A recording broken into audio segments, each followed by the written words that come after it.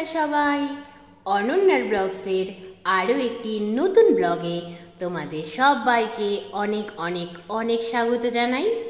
আজ রবিবার, সকাল এখন 7:45 মতো বাজে।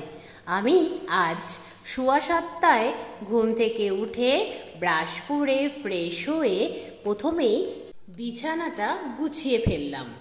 তারপর চলে এলাম রান্নাঘরে, বানিয়ে ফেললাম সকালবেলাকার চা। তারপর চা সবাইকে সার্ভ করে দিলাম আর নিজেও চা পান সেরে নিলাম।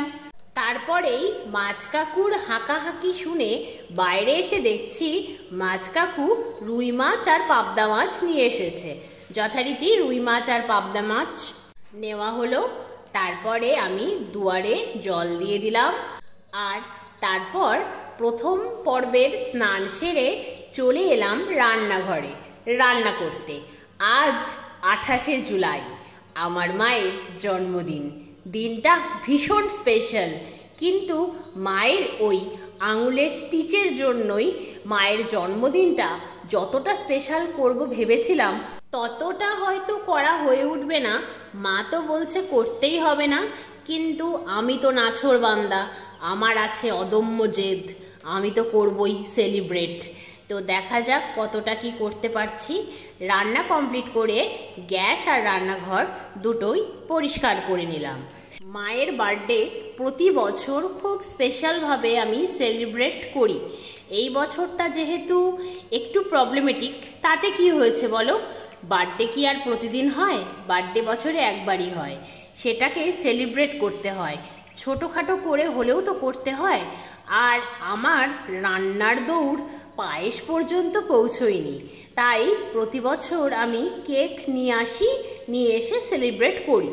তো এই বছরও ভাবছি কেক নিয়ে আসব। মা তো বলছে কিচ্ছু করতে হবে না, কিন্তু আমি তো শোনবার পাত্রী নই। আমি বললাম ছোটোখাটো করে হলেও করতে হবে। সেই জন্যই খুব তাড়াতাড়ি আজকের কাজগুলো আমি সেরে নিচ্ছি, কারণ একেই তো রবিবারের দিন, সব কেকের দোকান খোলা হয়তো থাকবে না। সেই জন্যই সন্ধে হওয়ার আগেই ভাবছি তাড়াহুড়ো করে বেরিয়ে যাব। যদি বেশ কয়েকটা দোকান খোলা থাকে তাহলে নিজের পছন্দ মতো ভ্যারাইটির কেক দেখা যাবে। সেরকম দেখে শুনেই একটা ফ্রেশ ক্রিম কেক নিয়ে আসব। দেখা যাক কতটা কি করতে পারি।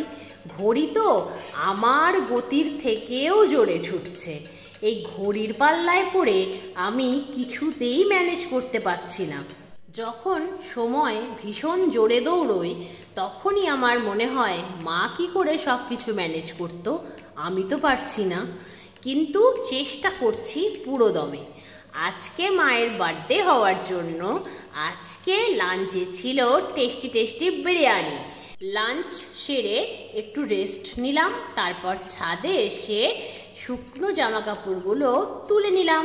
তারপরে গাছগুলোতে জল দিয়ে তৈরি করে ফেললাম সান্ধ্যকালীন চা।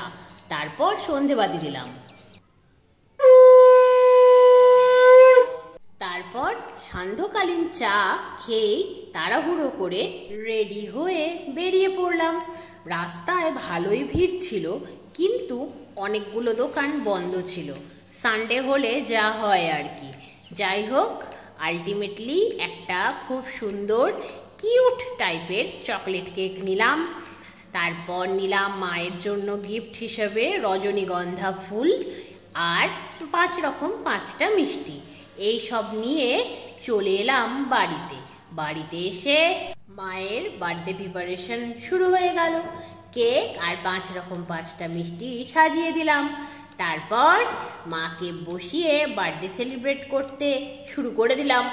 যাই হোক, মায়ের কেকটা কাটতে বেশ কষ্ট হচ্ছিল, আমি বুঝতে পারছিলাম, তাই মা 2টো পিস শুধু কাট করেছে। তারপর আমি মাকে খাইয়ে দিলাম, মা আমাকে খাইয়ে দিল। তারপর সোনা মাকে খাইয়ে দিল, মা সোনাকে খাইয়ে দিল। মায়ের বার্থডেটা সেলিব্রেট করতে পেরে আমার খুব ভালো লেগেছে। আর মায়ের বার্থডের খাওয়া দাওয়া হিসেবে নিয়ে এসেছিলাম ভ্যারাইটিস টাইপস অফ চপ। মায়ের বার্থডে সেলিব্রেশনের অতগুলো চপ খেয়ে ডিনারের ইচ্ছেটাই চলে গেছে। তো ডিনার সেই জন্য আর করলাম না, কিন্তু রান্নাঘরে যাবতীয় যা কাজ ছিল সেগুলো কমপ্লিট করে এই ঘরে এলাম। ঘরে এসে বিছানাটাকেও রেডি করে নিয়েছি, এখন শুয়ে পড়বো। তাহলে আজকের মতো আজকের ব্লগটা এই পর্যন্তই। আবার তোমাদের সঙ্গে দেখা হবে খুব শিগগিরই অন্য একটা নতুন ব্লগে। সবাই খুব ভালো থেকো, সুস্থ থেকো, সাবধানে থেকো। আর আজকের ব্লগটা কেমন লাগলো অবশ্যই কমেন্টে জানিও। ভালো লাগলে একটা লাইক করে দিও। আর যদি তোমরা চাও তাহলে অনন্যার ব্লগস চ্যানেলটাকে সাবস্ক্রাইব করে দিও। এইভাবে আমার পাশে থেকো, এইভাবে আমায় সাপোর্ট করো আর অনেক অনেক ভালোবাসা দিও। তাহলে আজকের মতো আসি।